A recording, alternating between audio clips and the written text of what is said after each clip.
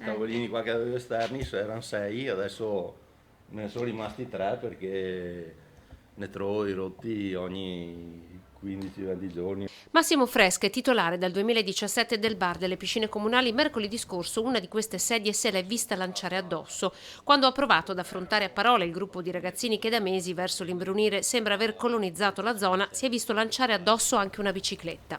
È diventato un posto di ritrovo, ci sono parecchi ragazzi fino a sera tardi nel palazzetto, nell'arena qua al centro e ce ne sono molti tranquilli, ma c'è anche qualcuno di più esagitato. La baby gang sarebbe la stessa che ieri ha aggredito un fotografo al parco comunale.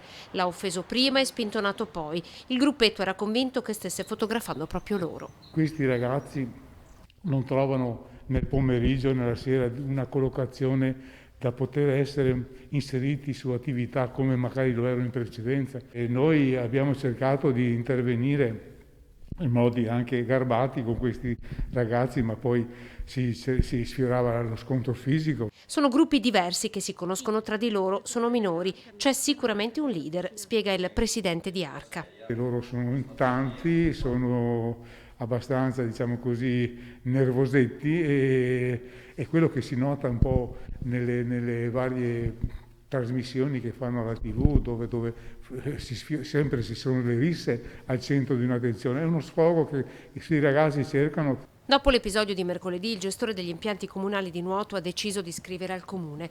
Non appena si intensifica la vigilanza in una zona, si spostano in un'altra, riferisce il sindaco di Oderzo, Maria Scardellato. L'ultima segnalazione ricevuta oggi è per Parco Parise, dove sono stati trovati i resti dell'ennesima serata di cibo e alcol. I turni della polizia locale, fa sapere Scardellato, non consentono una copertura negli orari serali e per questo, conclude il sindaco, l'accordo con i carabinieri è di intensificare i controlli.